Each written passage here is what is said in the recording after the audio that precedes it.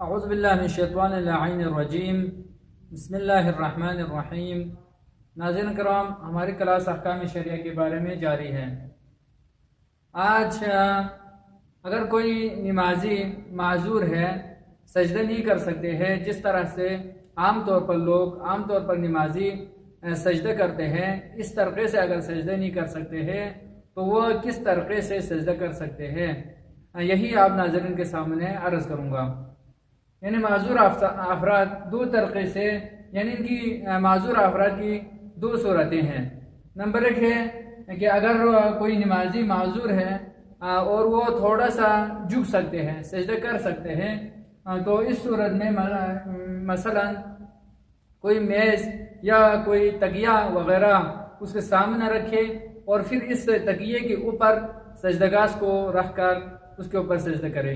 لیکن جو باقی اعضائے سجدہ ہے، مثلا دونوں ہتھیلیاں ہیں، دونوں گھٹنے ہیں اور دونوں پاؤں کے جو انگوٹھے ہیں، ان کو زمین پر رکھنا ہے اور سجدگاہ کو کسی تکیے کے اوپر رکھ کر سجدہ کرنا ہے۔ ایک طریقہ یہ ہے۔ لیکن دوسرا طریقہ یہ ہے کہ وہ نمازی بالکل جھک ہی نہیں سکتے ہیں، معمولی بھی نہیں جھک سکتے ہیں، تو اس صورت میں فرماتے ہیں وہ اشارے سے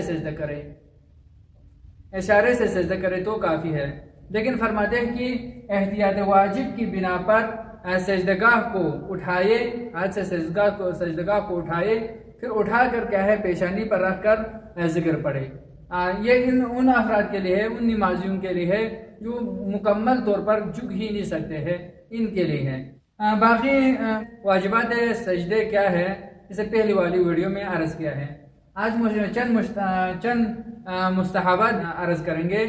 نمبر ایک ہے سجدے کے ذکر کو طول دے دے، یعنی ایک دفعہ، حد اقل کیا ہے ایک دفعہ ہے، تو آپ سجدے کو طول دینے کے لیے ذکر سجدے کو 3 بار کہے، 5 بار کہے، 7 بار کہے، یا اس سے بھی زیادہ کہے، جتنا آپ کہہ سکتے کہے۔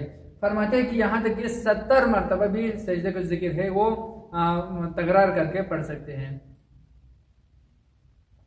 نمبر 2 ہے دونوں سجدوں کے درمیان جسم کو ساکن دے دے، یعنی پہلے سجدے کرنے کے بعد آرام سے بیٹھ جائے، پھر استغفر اللہ ربی واتوب الیہ کہنے کے بعد دوسرے سجدے کے لیے جھک جائے۔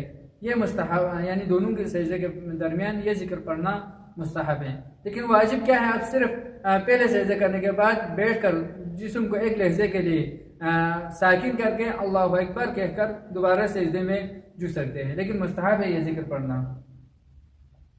نمبر 3 ہے سجدے میں محمد صلی اللہ علیہ وآلہ وسلم و آل محمد علیہ السلام پر درود شریف پڑھنا۔ یعنی درود کس طرح سے پڑھنا ہے، اللہم صلی علی محمد و آل محمد۔ فرمایا ہے کہ صلوات جب پڑھتے ہیں تو مکمل طور پر صلوات پڑھے۔ مکمل صلوات کیا ہے، محمد کے ساتھ آل محمد پر بھی درود شریف پڑھنا۔ اللہم صلی علی محمد و آل محمد۔ نمبر 4 ہے رکوع کے بعد سجدے کے لیے جھکنے سے پہلے اللہ اکبر کہنا۔ یہاں رکوع کرنے کے بعد اللہ اکبر، یعنی جسم کو ساکن کر کے اللہ اکبر کہنے کے بعد رکوع کے لیے سجدے کے لیے جھکنا، یہ مستحب ہے۔ نمبر 5 ہے پہلے سجدے کے بعد، دوسرے سجدے کے بعد اور دونوں سجدوں کو بجا لانے کے بعد اللہ اکبر کہنا، تکبیر کہنا، یہ بھی کیا ہے سجدے کے مستحبات میں سے ہے۔ والسلام ورحمۃ اللہ وبرکاتہ۔